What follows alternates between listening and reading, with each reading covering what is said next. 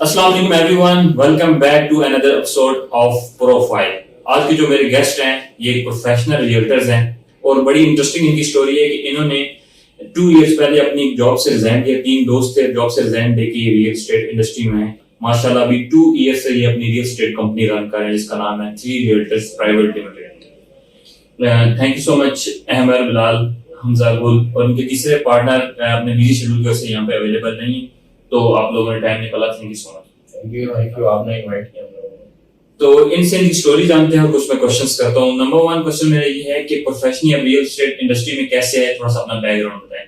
क्या ना, आपने हमें इनवाइट किया तो अभी आप बैकग्राउंड का पूछते थे। तो जिंदगी में बहुत सारे हादसे होते हैं, कई हादसे होते हैं। देखो, इंसान सर पे सवार करता है तो नीचे की तरफ चला जाता है, और अगर आप उसको अच्छे से कैरी करें तो वो एक कामयाबी की तरफ चला जाता है। इसी तरह का एक हम तीनों के साथ यूं समझ लें कि हादसा ही था। जो हम लोग एक जॉब कर रहे थे तो फिर एक और हादसा हुआ कि हम लोगों ने एक मरतबा हम लोगों ने एक क्लोजिंग की थी रियल एस्टेट के हवाले से। तो वो हादसा था, बड़ा खूबसूरत हादसा था। जितनी हम सैलरी लिया करते थे तो हमने वो एक क्लोजिंग में उसको हासिल किया। तो उसके बाद फिर वो एक कहते हैं ना आम लैंग्वेज में तो खून लग जाना, तो फिर वो एक उस चीज का हमें खून लगा। तो फिर उसके बाद हम लोगों ने इस चीज को स्टार्ट किया। और फिर ये नहीं कि हमने पार्ट टाइम किया जैसे लोग आमतौर पे करते हैं कि जी पार्ट टाइम है रियल एस्टेट का बिजनेस है। रियल एस्टेट एक फुल फ्लैज बिजनेस है जिसको जो है ना फुल टाइम चाहिए होता है जैसे बाकी इंडस्ट्रीज को चाहिए होता है। तो फिर हम लोग ने उसके बाद फिर एक दिन हम करते थे पार्ट टाइम। हम भी ये समझते थे कि पार्ट टाइम जो है ना बिजनेस ये कर लेंगे, कुछ कमा लेंगे, ये कर लेंगे। तो वो एक वो वाला माइंडसेट था, सिर्फ कमाने वाला कि हाँ हम कमा लेंगे। तो फिर जब हम वक्त के साथ साथ करते गए, चलते गए, तब हमें पता चला कि नहीं, इसको तो फुल फ्लैश टाइम चाहिए। देन फिर हम लोगों ने एक दिन तीनों बैठे हुए थे तो हमने डिसाइड किया, वही बैठे बैठे एकदम से हमने डिसाइड किया कि यार आज हम छोड़ दें। तो उस वक्त डर भी था कि जो भी हमें मिल रहा है इससे भी जाएंगे। फिर एक और डर था कि घर वाले क्या कहेंगे। तो बहुत सारी चीजें थी कि अभी कोई जानता नहीं हम लोगों को बिल्कुल। तो बस ये इसी तरीके से फिर वो वहीं बैठे बैठे हम लोगों ने फैसला किया कि हम जा रहे हैं। और हम वो गए और रूम में गए हैं अपने बॉस के, और उनको जाके हमने कह दिया। तो बस यहाँ से ये कहानी स्टार्ट हुई थी। 3 रियल्टर्स आपके सामने। जबरदस्त, अल्हम्दुलिल्लाह, माशाल्लाह, जबरदस्त। बैकग्राउंड पे अमन ने बड़ी बेहतरीन बात की, बड़ी खूबसूरत बात की। मुझे वो अल्फाज बड़े मजे के लगे। जब हम जॉब कर रहे थे, ऑब्वियसली वो एक अलग फील्ड से था, मैं एक अलग फील्ड से था, हमारा तीसरा पार्टनर एक अलग फील्ड से था। जब हम मिले, दोस्ती भी हमारी फील्ड के अंदर, एक ही डिपार्टमेंट के अंदर। और फिर वो साल जो हम चलते रहे, कितने प्रोज एंड कॉन्स हमने देखे, उतार चढ़ाव हमने देखा। और कितना स्ट्रेस होता है इंसान, प्रेशर होता है कि भाई सेल्स रिलेट करके दो, क्या किया आपने, नहीं किया। मतलब इंसान का जो माइंडसेट होता है वो आज़ाद नहीं होता, वो वही 20-30-40 हज़ार के घूमता रहता है। इससे आप आगे निकल भी नहीं सकते। अगर आप आगे निकलते हैं तो आपकी सैलरी, आपको आपका बैकअप इतना नहीं है, बिल्कुल आप पीछे रह जाते हैं। उसके बाद जब हमने उसके साथ ऑन एंड ऑफ ये बिजनेस स्टार्ट किया, तो हम इसको ऑन एंड ऑफ देख रहे थे। और ऑब्वियसली बात है, जब आपको खून एक चीज का लग जाता है तो फिर उससे ज्यादा मोटिवेशन, आजकल की चीज में पैसे जो है वो बहुत बड़ी मोटिवेशन है। अगर वो आपको मिल रही होती है तो इससे ज्यादा मैं समझता हूँ कोई चीज नहीं है। वो हमें मिला, हम गए पेशावर और हम ऑफिस से निकले और तकरीबन कोई 7-8 बजे, और हम पेशावर गए। और पेशावर से हम तकरीबन कोई 1 बजे हमारी वापसी हुई। घर में मैंने मुझसे पूछा गया कि किधर गए थे, मैंने कहा सत्य गए हूँ उधर दोस्तों के साथ हूँ, मैं वापस आ रहा हूँ। घर से बार बार कॉलें आ रही थी, तो एक डर सा भी होता है कि भाई इधर दूर गए, लेकिन फिर भी वो टर्निंग पॉइंट था। प्रॉपर्टी के सिलसिले में गए थे? प्रॉपर्टी वो जो मैंने अभी जिक्र किया ना कि वो जो हमने एक सेल जनरेट की, तो उसी के सिलसिले में हम गए थे। और रात 1 बजे हमारी फिर वापसी। और जब 1 बजे हमें वो अमाउंट मिली और हमने डिवाइड किया, तो मतलब खुशी का वो मुकाम था, बिल्कुल तो देखने वाला था। हम समझते हैं कि वो चीज किस तरह। और मुझे उस वक्त एक याद भी है कि जब मैं घर गया तो इसको ड्रॉप करके घर गया तो हमजा का व्हाट्सएप पे स्टेटस लगा हुआ था अल्हम्दुलिल्लाह का। मुझे याद है अच्छी तरह। ये छोटी छोटी चीजें होती हैं जो आपको मोटिवेट करती हैं। फिर इस तरह हम स्टार्टिंग करते रहे। एक दफा हम छोटी स्टोरी सुनाऊंगा। ऑफिस की गाड़ी लेके गए जी, हमें एक प्रोमो पे जाना था। हम उसको लेके वो काम हमने कर दिया, उसको हम गाड़ी को हम लेके गए और चक्री पे एक सोसाइटी है, वो क्लाइंट को वहां लेके गए, हमें पता नहीं थी गाड़ी में ट्रैकर लगा हुआ है। और जब हम वापस आए तो हमारे बॉस ने कहा भाई आप किधर गए, हमने कहा वो हम ये काम करने गए, तो वो भी हंस पड़े, उसका बैकग्राउंड भी फील्ड से था, प्रॉपर्टी से था। तो फिर वो बाद में हमने उनको बताया कि हम इधर लेके होते हैं, कहा हमें पता है इसमें ट्रैकर लगा हुआ था, हमें पता है कि हम कहाँ पे गए। तो बाद में हमने उससे अपॉलॉजी भी किया कि हम यहाँ गए, तो उसने कहा ठीक है कोई मसला नहीं। तो ये था हमारा बैकग्राउंड, और उसके बाद हमने डिसाइड किया कि हमने जाना है, और सुबह डिसाइड किया, रात को डिस्कस करते, सुबह बैठ के हम कहते कि भाई हमने नहीं करना। हम बॉस के पास गए, मैनेजर के पास गए, और उससे हमने बात करने के भैया अगर सैलरी का मसला है, कोई इशू तो बता दे, हम इंक्रीज कर देंगे, हमें जरूरत है। लेकिन हमने कहा नहीं सच कोई मसला नहीं, लेकिन हमने डिसाइड किया कि हमने करना क्या जी। और सबसे इम्पोर्टेंट चीज़ ये होती है कि जब आपको आपका रास्ता समझ आए कि ये इस रास्ते में मैंने जाना है, तो फिर उस रास्ते पे जो भी मुश्किलात है वो आप उसको फेस करें, इंशाल्लाह मंजिल आपको मिल जाती है, और हर किसी को मिल जाती है। हमने डिसाइड किया, उनको बताया, उन्होंने कहा आप 1 महीना कम से कम रेस्ट टाइम करिए, वरना आपकी सैलरी कट। हमने कहा कोई मसला नहीं, हमें सैलरी नहीं आती, और हमें मिली भी नहीं। हमने 10-15 दिन और भी फिर काम किया, लेकिन हमें सैलरी मिली भी नहीं, हमने फिर भी ली नहीं, और हम आगे मूव ऑन हो गए। और 20,000 को छोड़ के अल्हम्दुलिल्लाह माशाल्लाह अपना अल्लाह का शुक्र है बिजनेस स्टार्ट। आपने जैसे अमर कहा है कि प्रोफेशनली लेके चल रहे हैं आप इस चीज को, तो मैं एक आपसे क्वेश्चन करूं कि आपका जितना भी 2-3 ईयर का एक्सपीरियंस है रियल एस्टेट इंडस्ट्री में, तो अपने एक्सपीरियंस के मुताबिक आप बताएं कि आपकी नजर में प्रोफेशनल कौन होता है और उसकी क्या खुसूसियात होती है? ये जो प्रोफेशनल होता है, अब जैसे हम लोग पहले काम करते हैं, हम पार्ट टाइम करते थे। पार्ट टाइम मीन्स के किसी की कॉल आ गई, उसकी लिए वर्किंग करनी, सारी चीजें करते हैं। तो जो प्रोफेशनल होता है ना, वो प्रोडक्ट नॉलेज नहीं होता उसके पास, ये होता है कि मैंने इसको ये चीज देनी है, वो कहीं से भी निकाल के देगा, 500,000 रुपए, 2,000, 3,000 रुपए कमाए और चला गया। अब जो प्रोफेशनल होता है ना, उसके पास सारा नॉलेज होता है, उसको पता है कि मार्केट में ट्रेड कैसे करना है, एंड यूजर्स को कैसे हमने अप्रोच करना है, हम लोगों ने लीड्स कैसे क्रिएट करना है। तो प्रोफेशनल जो होता है ना, उसकी ग्रिप होती है एक तो प्रोडक्ट के ऊपर, और वो प्रॉपर टाइम देता है उस चीज को। जो प्रोफेशनल होता है, कोई आईटी की इंडस्ट्री का प्रोफेशनल है, वो आईटी को पूरा मुकम्मल टाइम देता है। रियल एस्टेट की इंडस्ट्री का कोई प्रोफेशनल, वो रियल एस्टेट को टाइम देता है।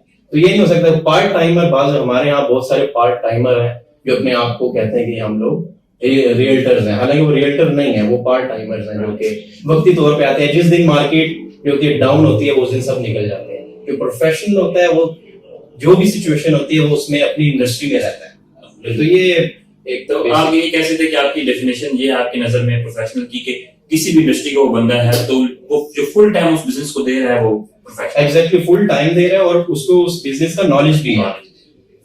प्रोफेशनल मीन प्रोफेशन है उसका वही कारोबार है, वही चीज है, उसको अपना पार्ट टाइम कर रहा है, उसको प्रॉपर्ली लेके चल रहा होता है उसी को प्रोफेशनल कहते हैं। मैं अपने तीसरे क्वेश्चन की तरफ आता हूँ। वो आपसे मेरा तीसरा क्वेश्चन ये है कि जैसा कि आपके नाम में आ रहा है रियल्टर्स, 3 रियल्टर्स, तो एक प्रॉपर्टी डीलर और रियल्टर में क्या डिफरेंस होता है? प्रॉपर्टी डीलर और रियल्टर में एक बहुत बड़ा डिफरेंस है। जो प्रॉपर्टी डीलर होता है, तो हमारे यहाँ 2 कॉन्सेप्ट्स हैं। एक है कि एक ऑफिस बनाना और वहां बैठ के बस प्रॉपर्टी डीलिंग करना, उसमें कोई उनका वो सिस्टम नहीं होता।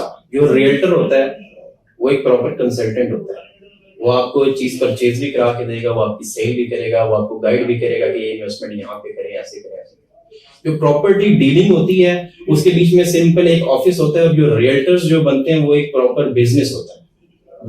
एक ऑफिस होना कि मेरा ऑफिस है, उसमें और एक बिजनेस होने में, एक कंपनी होने में बड़ा डिफरेंस है। तो यही फर्क है प्रॉपर्टी डीलर और रियल्टर्स। रियल्टर जो होता है वो कंसल्टेंट होता है, प्रॉपर्टी डीलर होता है उसको कंसल्टेंट नहीं कंसीडर किया जा सकता। वो एक बस जो पुराने ओल्ड स्कूल, अगर आप जो हमारे पुराने प्रॉपर्टी डीलर्स थे उनको आप देख सकते हैं, उनके सिर्फ ऑफिस होते हैं, ठीक है जी ये रेंट पे लगा दिया, वो ऐसे कर दिया, ऐसे कर दिया। तो ये डिफरेंस है। मेरा आपसे अगला सवाल ये है कि अगर प्रोफेशनली आप लोगों की इंडस्ट्री में कोई आना चाहता है, तो उसको क्या क्या चीजें रिक्वायर्ड है? प्रोफेशनली आना चाहते हैं, 1-2-4 चीजें होती हैं। वो किसी भी बिजनेस में उन्होंने जाना होता है, एक तो पर्सनल कमिटमेंट चाहिए होती है किसी भी चीज में उनको जाने के लिए। तो फिर अगर आप रियल एस्टेट में आ रहे हैं, तो एक ज़हन में ये चीज रख लें कि फर्स्ट 1 ईयर जो है ना, वो आप थोड़ा सा मुश्किल आपका गुजारा होगा। और दूसरी चीज है ना, वो बंदे को शाय बिल्कुल नहीं होना चाहिए, क्योंकि ये सोशल, इसमें बहुत ज्यादा सोशल होना पड़ता है। तो सोशल होना पड़ता है और ज्यादा से ज्यादा लोगों से मिलना होता है। तो जिसको एक वो इंट्रोवर्ट होते हैं और एक्सट्रोवर्ट पता नहीं कोई अल्फाज भी है, तो वो वाला बंदा ना, वो जो इंट्रोवर्ट होते हैं कि वो अंदर रहने वाला बंदा हो, वो इसमें कामयाब नहीं हो सकता। जो सोशल आदमी है वो इसमें कामयाब हो सकता है। जबरदस्त।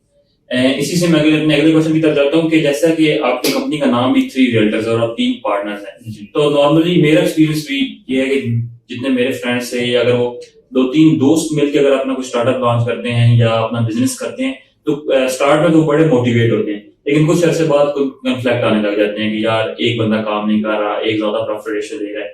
मैं आपसे रेशियो और इक्विटी शेयर के बारे में नहीं बात करूंगा, जगह बताऊंगा कि आप लोग कैसे चीज को मैनेज करते हैं कि बैलेंस वर्क हो, कि कंफ्लिक्ट ना है तीनों दोस्तों के अंदर भी, फ्रेंडशिप और बिजनेस साथ साथ कैसे चला रहे हैं? नहीं, जब इसमें जो चीज है ना, जब बिजनेस कर रहे होते हैं तो उस वक्त हम पार्टनर्स होते हैं। जैसे ही हम इस ऑफिस से बाहर जाते हैं, अपने बिजनेस के एरिया से बाहर निकलते, तो हम उस वक्त फ्रेंड्स होते हैं। और दूसरा कॉन्फ्लिक्ट की बात है, और कॉन्फ्लिक्ट तब आते हैं जब आपका कुछ डिसाइड नहीं होता और डिसाइड इन रिटर्न नहीं होता। वो एक हदीस भी है कि जब भी कोई काम शुरू करो, कुछ भी करो, तो मुआहिदा करो। जी, तो हम लोगों ने मुआहिदा किया है, हम लोगों ने कॉन्ट्रैक्ट साइन किया है। और जब उसमें फिर हम लोगों ने फर्दर एक हर बिजनेस का, जैसे वो भी आप क्वेश्चन पूछ रहे थे कि प्रॉपर्टी डीलर और रियल्टर में क्या फर्क होता है, जो रियल्टर होता है वो प्रॉपर बिजनेस करता है जी, वो प्रॉपर एक कंपनी रन करता है, वो बिजनेस रन, और बिजनेस का ऑब्वियसली बिजनेस मॉडल होता है कि किसकी क्या जिम्मेदारी होगी। जब जिम्मेदारी डिवाइड हो जाती है, फिर कोई कुछ नहीं कह सकता। अब फॉर एग्जांपल मेरी जिम्मेदारी है एडमिनिस्ट्रेशन की, तो मेरा रोज का डेली का काम है। एक दूसरे हमजा की जिम्मेदारी है सेल्स की, फॉर एग्जांपल, तो सेल्स आज हो रही है, कल क्या पता छुट्टी हो, कुछ भी काम नहीं होता है। एडमिनिस्ट्रेशन तो ईद वाले दिन भी चल रही होती है, तो सेल्स तो नहीं चल रही होती। तो इस तरीके से जब आप जिम्मेदारी डिवाइड कर लेते हैं तो फिर कोई इशू नहीं आता। और होते हैं इश्यूज भी आते हैं, और ये भी कोई बात नहीं है। जब भी एक और सजेशन भी है, वो एडवाइस है कि जब भी आप बिजनेस करें ना, तो दोस्ती को साइड पे रख के करें।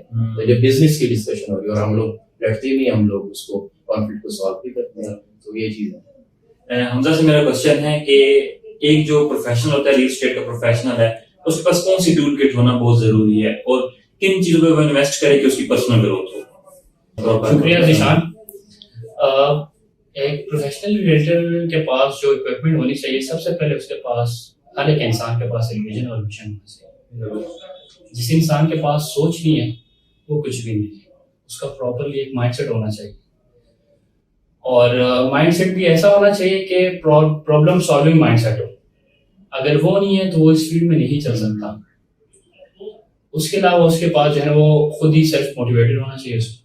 उसमें उसकी अपनी पर्सनैलिटी होनी चाहिए, क्योंकि आप इस फील्ड में किसी बंदे से कुछ मांगते हैं, ये नहीं कि आप ₹1,00,000 या ₹2,00,000 मांगते हैं, आप उस बंदे से कुछ मांगते हैं उसको प्रॉपर्टी सेल करें। ये एक्सट्रीमली वाइट कॉलर जॉब। हम इस चीज में, इस प्रॉपर्टी, इस रियल एस्टेट फील्ड को जो है हम बहुत अलग नजर से देखते हैं, लेकिन ये एक्सट्रीमली वाइट कॉलर जॉब है। हमारे यहाँ पाकिस्तान में भी ये रेवोल्यूशन है 2017-18 से, कि इस फील्ड को अभी प्रॉपर्ली एक प्रोफेशनली वे पे लेके चल रहे होते हैं।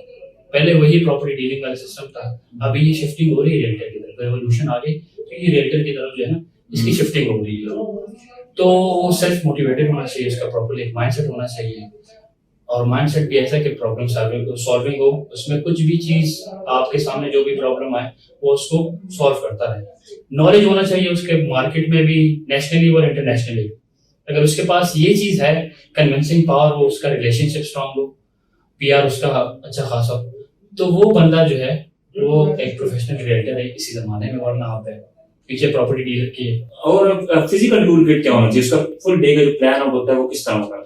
प्रॉपर्ली इसके पास एक तो ये कि उसने अपना शेड्यूल डिवाइड किया होता है कि मैंने इस टाइम ये करना है, इस टाइम ये करना है, इस टाइम ये करना है। और अगर फिजिकली एसेसरीज की बात की जाए तो उसके पास जो है वो पहले प्रॉपर्ली ड्रेसअप होना चाहिए।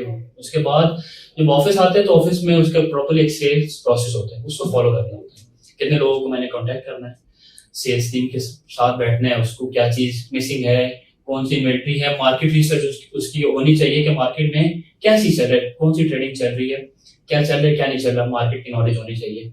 कितने लोगों को कांटेक्ट करना है, कितने सेल्स मैच्योर करने हैं, कितने लोगों से मिलना है, तो ये सारी चीजें उनके पास होनी चाहिए, तभी वो आगे बढ़ सकता है, वरना वो पीछे रह जाए। बहुत अच्छा इंटरव्यू रहा है, इसको कंक्लूड करते हैं। कंक्लूजन में मैं आपसे एक क्वेश्चन पूछूंगा और आपसे पूछूंगा, एंड 2 साल के इस रियल एस्टेट इंडस्ट्री के एक्सपीरियंस के मुताबिक अगर आपने कोई एक लेसन सीखा हो, बिगेस्ट लेसन, तो वो कौन सा है? मेरी हमेशा अपने वालिदैन के साथ यही लड़ाई चलती रही जब हम एजुकेशन इवन तो कर रहे थे, और वो ये होता है हर एक खानदान में, हर एक फैमिली में, कि मेरा बच्चा सरकारी नौकरी करे, सरकारी नौकरी। बिल्कुल सही। ठीक है, उसमें होता यूं है कि जॉब एक एंटरप्रेन्योर और एक जो जॉब होल्डर होता है उसमें जमीन आसमान का फर्क होता है, उसके सोच में जमीन आसमान का फर्क होता है जी। और कारोबार एक ऐसी चीज है, आपके जरिए रिजक बांटा जा रहा होता है लोगों को। मेरे साथ 10, 15, 20, 30 लोग होते हैं जी, उन बंदों के साथ 2, 3, 4 वो लोग और होते हैं। बिल्कुल। ये एक सिस्टम होता है प्रॉपर, इसमें बरकत होता है, आपकी नसीबें और किस्मतें जुड़ी हुई होती हैं। जी, और जॉब में आपने एक स्पेसिफिक रहना होता है। 2 साल में निशान भाई मैंने जो सीखा है कि आपने लिमिटेड नहीं रहना, दुनिया बहुत बड़ी है, आपने बिल्कुल लिमिटेड नहीं रहना और अपने लिए नहीं सोचना, दूसरों के लिए सोचना है। इसके जरिए आपको रिजल्ट मिलता रहेगा। बहुत शुक्रिया। एमर, जो मेरा आपसे क्वेश्चन ये है कि कोई इस फील्ड में आना चाहता है, कोई स्टूडेंट है रियल एस्टेट इंडस्ट्री में आना चाहता है, एस्पायरिंग रियल्टर्स को आपने अगर कोई एक एडवाइस देनी है, बिगेस्ट एडवाइस, तो क्या हो?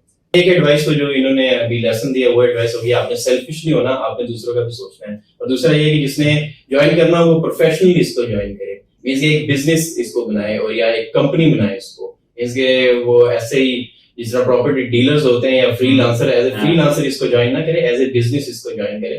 तो वो जो है ना यही एडवाइस है, अदरवाइज ज्वाइन करने की जरूरत नहीं है, क्योंकि फ्रीलांसर्स की वजह से बड़ी इसमें मसले मसाइल भी आते हैं। ठीक है, thank you so much Ahmed और हमजा।